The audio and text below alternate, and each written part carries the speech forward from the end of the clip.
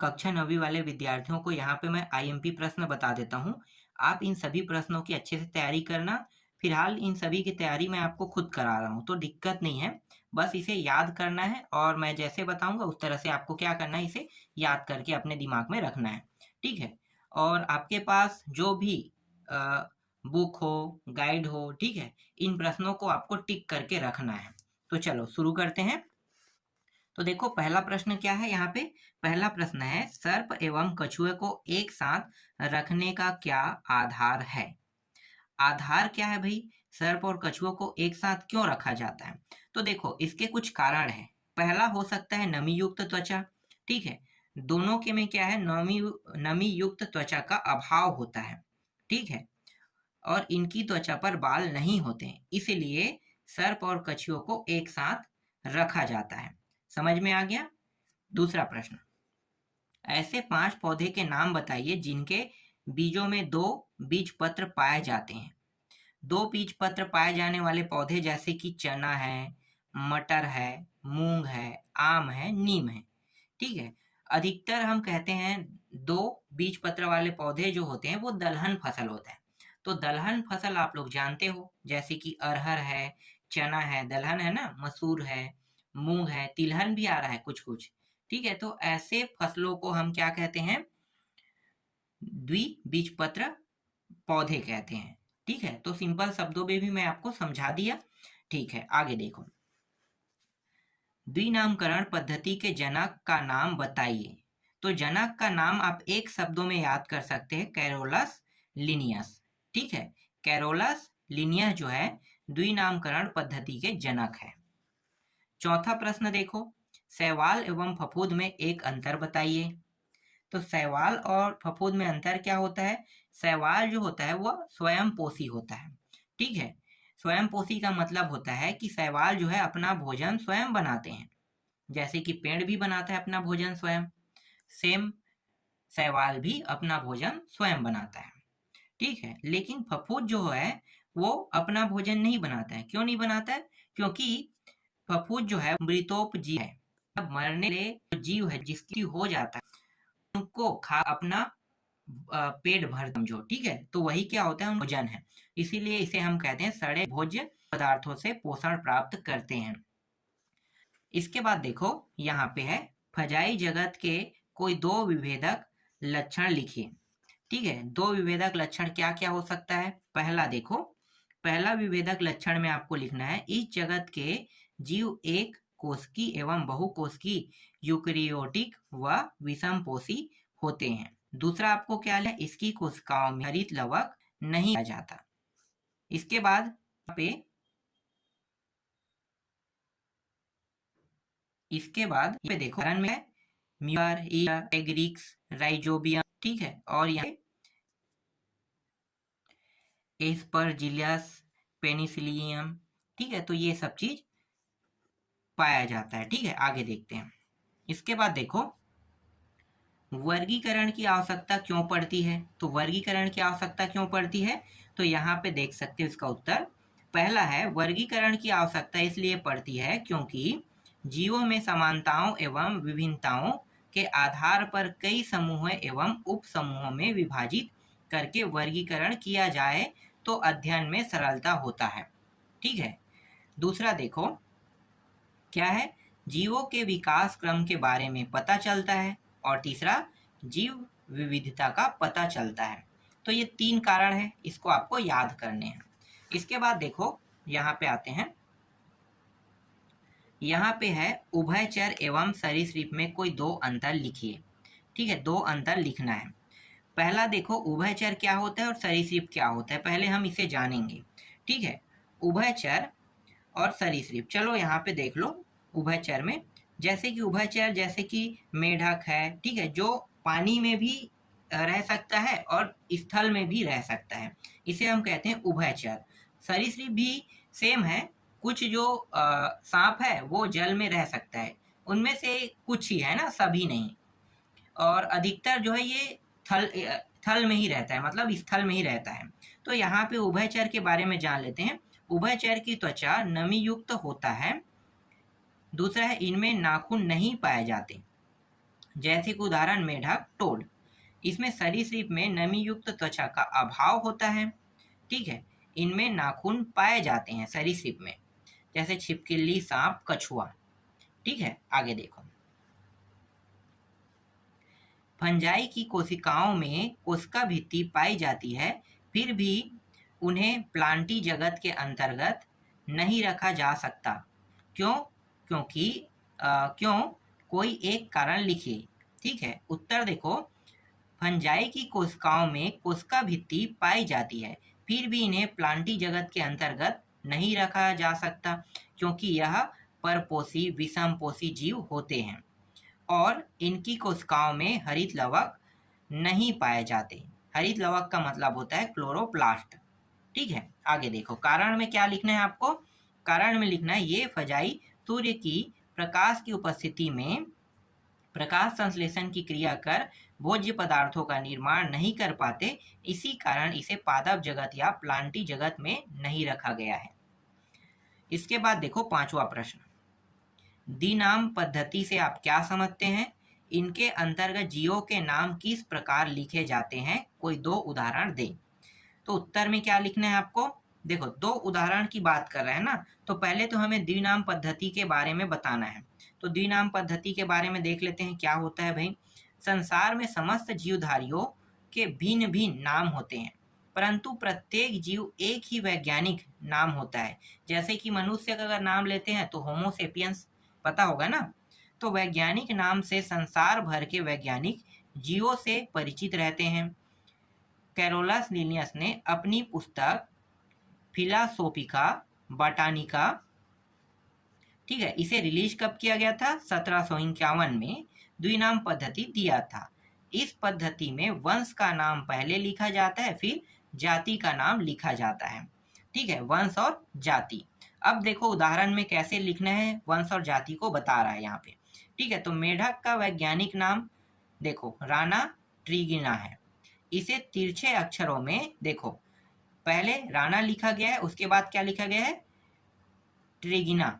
ठीक है, तो इसे लिखते कैसे हैं? तिरछे अक्षर में या सीधे अक्षर में इस तरह से लिखकर उसे नीचे रेखा खींच देते हैं। ठीक है, तो एक नीचे यहाँ पे रेखा खींचा जाएगा, इसे यहाँ पे दर्शाया नहीं गया, लेकिन नीचे में यहाँ पे रेखा रहेगा कह रहा है। ठीक है, एक समझ में आ गया। दूसरा देखते हैं। आप होमोसेपियन में भी देख सकते हो मानव का। ठीक है, एग्जाम्पल में ले सकते हो। मटर का वैज्ञानिक नाम देखो पाइसम सटाइवन। इसे तिरछे अक्षरों में इस तरह से लिखा जाता है या सीधे अक्षर में इस प्रकार से लिख के नीचे रेखा खींच देते हैं। ठीक है, तो आप इस तरह से इसे बता सकते हो। इसका उत्तर बहुत आसान था। आगे देखो। बिल्ली, चूहा, चमगादड़ में समान लक्षण कौन कौन से हैं? लिखो। समान लक्षण बताना है तो देखो, पहला क्या है? इनमें रीढ़ की हड्डी पाई जाती है, तीनों में पाया जाता है ना रीढ़ की हड्डी।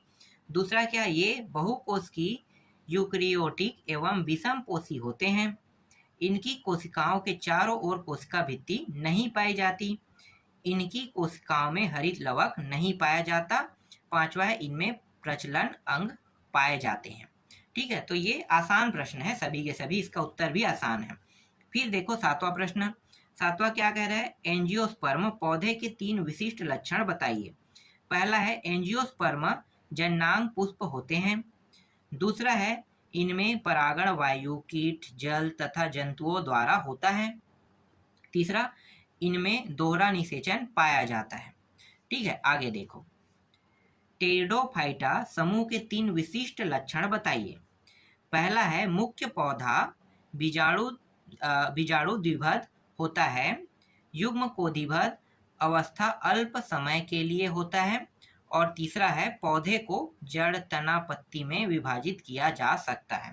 ठीक है, 3 कहा था, यहाँ पे 2 और है, इसको भी आप देख सकते हो। फिलहाल 3 कहा है तो मैंने 3 ही आपको बता दिया। ठीक है, जैविक विविधता से आप क्या समझते हैं? इसका महत्व बताइए। हमारे आसपास विविध आकार तथा अलग अलग संरचना वाले जीव पाए जाते हैं। जीव जगत में पाए जाने वाली इस असामान्य विविधता को जैव विविधता कहते हैं। महत्व: जैव विविधता शब्द पृथ्वी पर जीवों में भिन्नता को दर्शाता है। इसके बाद 10वां प्रश्न देखो। इन जीवों के वैज्ञानिक नाम लिखे, शेर, मेढक, गौरैया, मनुष्य। ठीक है, तो इन सभी का वैज्ञानिक नाम यहाँ पे दिया हुआ है। मनुष्य के वैज्ञानिक नाम होमोसेपियंस कहते हैं। गौरैया का वैज्ञानिक नाम है पासर डेमेस्ट्रिक। शेर का है पैंथर लियो और मेढक का है राना ट्रिगिना। ठीक है, आगे देखते हैं। इसके बाद देखो यहाँ पे जगत प्रोटिस्टा के एक कोशिकीय जीव अमीबा का नामांकित चित्र बनाइए कह रहा है। तो अमीबा का नामांकित चित्र बनाना है तो यहाँ पे आप देख सकते हो। ठीक है, पूरा आपको इस तरह से बनाना है। इसके बाद कुछ कुछ इस तरह से टॉपिक दे देना है। इनको क्या कहा जाता है इसको बस लिखना है। तो ये वाला किनारे वाले को देखो यूराइड कहते हैं इसको। ठीक है, इस किनारे वाले हिस्से को यूराइड कहते हैं। यहाँ पे देखो गोल गोल जो वृत्त जैसा दिखाई दे रहा है, यहाँ पे इसे बोलते हैं संकुचित रिक्तिका कहते हैं। यहाँ पे छोटे छोटे किनारे में जो बूंद होता है इस तरह से छोटे बूंद, इसे जल की बूंदे कहते हैं। ठीक है, और केंद्रक जो होता है ये वाला हिस्सा केंद्रक है, इसे हम केंद्रक कहते हैं। यहाँ पे देखो ये वाला हिस्सा इस तरह से कुछ दिखाई दे रहा है, गोल वृत्त के अंदर कुछ बना हुआ। ठीक है, इसे हम कहते हैं खाद्य रितिका कहते हैं। और यहाँ पे देखो कुछ नहीं दिखाई दे रहा, मतलब खाली जगह दिखाई दे रहा है, इसे हम हाइलिन कैप कहते हैं। ठीक है, और ये बाहरी वाला जो पूरा परत बना है, ठीक है, बाहरी परत, उसे क्या कहते हैं, उसे कहते हैं कुटपाद कहते हैं। ठीक, कुटपाद। और बहुत सारे छोटे छोटे बिंदु है उसे क्रिस्टल कहा जाता है। ठीक है, इसके बाद बाह्य द्वार है, जहाँ से घुसा जाता है उसे बाह्य द्वार कहते हैं। तो इस तरह से बाह्य द्वार है। फिर अंतःद्रव्य है, तो अंतःद्रव्य यहाँ पे छोटे छोटे जो बिंदु दिखाई दे रहा है इसको आपको बताना है। तो याद हो जाएगा ये आसानी से, बिल्कुल। चलो आगे देखते हैं। दीर्घोत्तरी प्रश्न में देखो 5 जगत वर्गीकरण के क्या आधार है। ठीक है, 5 जगत वर्गीकरण के नाम पहले आपको लिखना है। इसके बाद ये 5 जगत कौन कौन से विस्तार से समझाइए कह रहा है। तो मैं पहले 5 जगत को आपको बता देता हूँ। ठीक है, पहला जो है 5 जगत में से पहला है जगत मोनेरा है। क्या है, जगत मोनेरा। ठीक है, पहला आपको समझ दिख गया। दूसरा दिखाता हूं मैं। दूसरा है जगत प्रोटिस्टा है। ठीक है, इसके बाद बारीकी से इसका विश्लेषण करेंगे। तीसरा है जगत फंजाई, इसके बारे में अभी हमने प्रश्न पढ़ा है। ठीक है, वही पूरा टॉपिक यहाँ भी आएगा। चौथा जो टॉपिक है वो है, यहाँ पे देखो जगत प्लांटी, इसके बारे में भी पढ़ा है। ठीक है, अलग से और याद नहीं करना है आपको, जहाँ पे पढ़े वहीं से आपको उठा के यहाँ पे लिख देना है। और पांचवा है जगत एनीमेलिया है। ठीक है, जगत एलिमेलिया। अब पांचों का अच्छे से विश्लेषण कर लेते हैं कि ये सब कहना क्या चाहता है। ठीक है, देखो 5 जगत जो वर्गीकरण इसके बारे में जानते हैं। तो पहले इसके कुछ आधार लिख लेते हैं। जैसे कि 5 जगत वर्गीकरण का आधार व्हिटेकर, मतलब व्हिटेकर नाम के जो वैज्ञानिक है इन्होंने इसके बारे में बताया था। ठीक है, अब ये है क्या, तो पहला देखो इसके मुख्य आधार के रूप में पहला है केंद्रक झिल्ली की उपस्थिति एवं अनुपस्थिति, मतलब क्या है, प्रोकैरियोटिक व यूकैरियोटिक। दूसरा है संगठन का स्तर एक कोशिकीय व बहुकोशिकीय। तीसरा देखो पोषण प्राप्त करने की विधि स्वपोषी व विषमपोषी होते हैं। इस प्रणाली में संपूर्ण जीव जगत को 5 जगत में बांटा गया है। पहला है, अब जो मैंने अभी 5 जगत बताया ना, यही मेन टॉपिक है। पहला है जगत मोनेरा। ठीक है, जगत मोनेरा से आपको कम से कम 2 टॉपिक याद रखने हैं, पहला और दूसरा, इन दोनों को मैं आपको बता रहा हूँ। मोनेरा जगत के अंतर्गत सभी एक कोश की झिल्ली रहित केंद्रक यानी प्रोकैरियोटिक कोशिका वाले जीव आते हैं। इस जगत के जीव स्वपोषी एवं विषमपोषी दोनों होते हैं। बस इतना इसमें याद रखना है। इसके बाद उदाहरण आपको बताना है। तो उदाहरण होगा तो मैं आपको दिखा देता हूँ। ठीक है, यहाँ पे कम से कम 2 टॉपिक है। ठीक है, तीसरा को आप हटा दो, इसको लिखने की जरूरत नहीं है। जीवाणु व साइनोबैक्टीरिया, तो देख सकते हो जीवाणु और साइनोबैक्टीरिया के बारे में बताया है। तो इस तरह से आकृति बना है, इसके थ्रू वो समझा रहा है, याद रहेगा। दूसरा देखते हैं जगत प्रोटिस्टा को। देखो प्रोटिस्टा जगत के सभी जीव एक कोश की झिल्ली सहित केंद्रक यानी यूकैरियोटिक कोशिका वाले होते हैं। इस जगत में स्वपोषी व विषमपोषी दोनों ही प्रकार के जीव हो सकते हैं। ठीक है, 2 इसमें भी आपको कम से कम क्या करना है, याद रखना है। ये वाला आप छोड़ दोगे तो भी कोई दिक्कत नहीं है, ठीक है, आपको याद करने की आवश्यकता नहीं है। इसके बाद अमीबा, पैरामीशियम और एंड अमीबा, इसकी आकृति बना है। तो ये है अमीबा की आकृति है, एंड अमीबा की है और पैरामीशियम की है, ठीक है। तो इस तरह से चित्र को बनाना है आपको। इसके बाद देखो जगत फंजाई। क्या होता है भाई जगत फंजाई? मतलब कवक को कहते हैं हम लोग। अधिकांश कवक तंतुमयी होते हैं, ये तंतुओं का जाल बनाते हैं जिसे कवक जाल या माइसिलियम कहते हैं। इस जगत के जीव एक कोशिकी एवं बहुकोशिकी यूकेरियोटिक व विषमपोषी होते हैं। इनकी कोशिकाओं में हरित लवक क्लोरोप्लास्ट नहीं पाया जाता। उदाहरण जैसे कि आप 2-3 यहाँ पे याद कर सकते हो, ठीक है। चित्र बनाने की जरूरत नहीं है, सिर्फ आप एग्जाम्पल में नाम बस बता देना, ठीक है, ये भी काफी रहेगा। ईस्ट है, एग्रिकस है, ठीक है, राइजोपस है। तो इनमें से आपको कम से कम 2 भी एग्जाम्पल में याद रखना है। चित्र अगर बनाने के लिए बोला जाएगा तब बनाना है, लेकिन नहीं कहेगा तो आप बस नाम बस को बता सकते हो, ठीक है। चलो चौथा देखते हैं। चौथा है जगत प्लांटी। क्या होता है भाई? तो पादप जगत के सभी जीव बहुकोशिकीय यूकेरियोटिक कोशिका वाले होते हैं। अधिकांश पौधे की कोशिकाओं में हरित लवक पाया जाता है, जिसे ये पौधे प्रकाश संश्लेषण की क्रिया करके भोज्य पदार्थ का निर्माण करते हैं, अर्थात ये स्वपोषी होते हैं। 2 भी इसमें कम से कम आपको याद रखने हैं, बाकी आपको पढ़ने की आवश्यकता नहीं है, ठीक है। डायरेक्ट आपको एग्जाम्पल में जैसे शैवाल है, मार्स है, फर्न है, साइकस है, खजूर है, नीम है, धान है, बस इसको आपको एग्जाम्पल में बताना है। इसके बाद डायरेक्ट 5वां में आते हैं और आपको नहीं पढ़ना है वहां से, ठीक है। इसके बाद देखो जगत एनिमेलिया, ठीक है। क्या होता है? जंतु जगत होता है। तो जंतु जगत के बारे में अगर आपको पूछा जाए तो क्या बताना है भाई? वही सेम टॉपिक है। ये जगत, इस जगत के जीव बहुकोशिकीय यूकेरियोटिक व विषमपोषी होते हैं। इनकी कोशिकाओं के चारों ओर कोशिका भित्ति नहीं पाई जाती। इतना काफी है। इसके बाद आपको डायरेक्ट एग्जाम्पल बता देना है, जैसे कि शेर, मैना, मछली, मनुष्य, हाइड्रो, फीता कृमि, ठीक है, कछुआ, घोंघा, बिच्छू, सितारा, मछली, ठीक है, इन सबको बता देना है। अब यहाँ पे देखो ये सबकी आकृति बना हुआ है, तो जरूरी नहीं है आकृति बनाना, बस नाम बस बता देना है आपको, ठीक है। चलो आगे दिखाता हूं। यहाँ पे देखो नॉन कार्डेटा और कार्डेटा में क्या पूछा है? अंतर पूछा है ना। तो नॉन क्या है? हाँ ठीक है, नॉन कार्डेटा मतलब नोटोकॉर्ड नहीं पाया जाता है इसमें, जबकि कार्डेटा में जीवन में किसी न किसी अवस्था में नोटोकॉर्ड पाया जाता है, ठीक है। इसमें नहीं पाया जाता है, इसमें पाया जाता है। नॉन कार्डेटा में देखते हैं केंद्रीय तंत्रिका तंत्र ठोस एवं अधर तल पर होता है। केंद्रीय तंत्रिका तल खोखला एवं पृष्ठ तल पर होता है। हृदय पृष्ठ तल पर स्थित होता है, हृदय अधर तल पर स्थित होता है। रुधिर परिवहन तंत्र बंद एवं खुला दोनों प्रकार का होता है। रुधिर परिवहन तंत्र केवल बंद प्रकार का होता है। ग्रसनिक्लोम छिद्र नहीं पाए जाते, ग्रसनिक्लोम छिद्र पाए जाते हैं, ठीक है। तो यहाँ पे मैंने कार्डेटा और नॉन कार्डेटा में आपको अंतर बता दिया। अब देखते हैं और कुछ प्रश्न होगा तो, ठीक है। देखो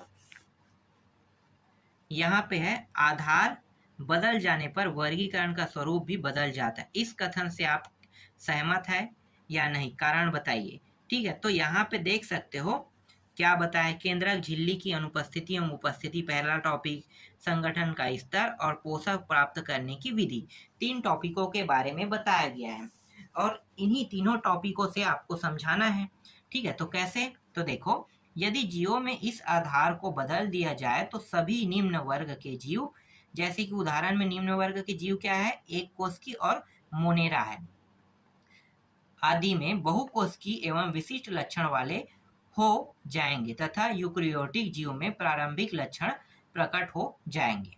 दूसरा देखो संगठन का स्तर, आधार बदल जाने पर जीवों में संगठन का स्तर बदल जाएगा। पोषण प्राप्त करने की विधि, जीव में पोषण प्राप्त करने की विधि स्वपोषण एवं परपोषण है। यदि आधार बदल जाता है तो जीव की पोषण विधि परिवर्तित हो जाएगी, ठीक है। इतना काफी है।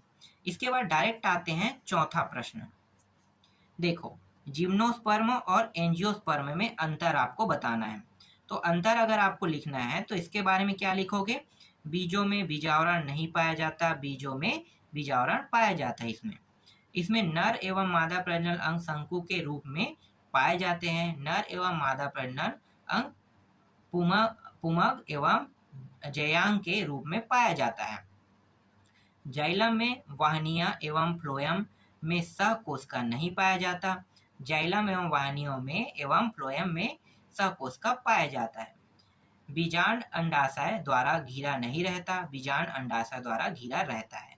ठीक है, तो इस तरह से मैंने अध्याय 1 को आपको पूरा का पूरा बता दिया। आशा करता हूँ कि ये सभी के सभी आपको समझ में आया होगा।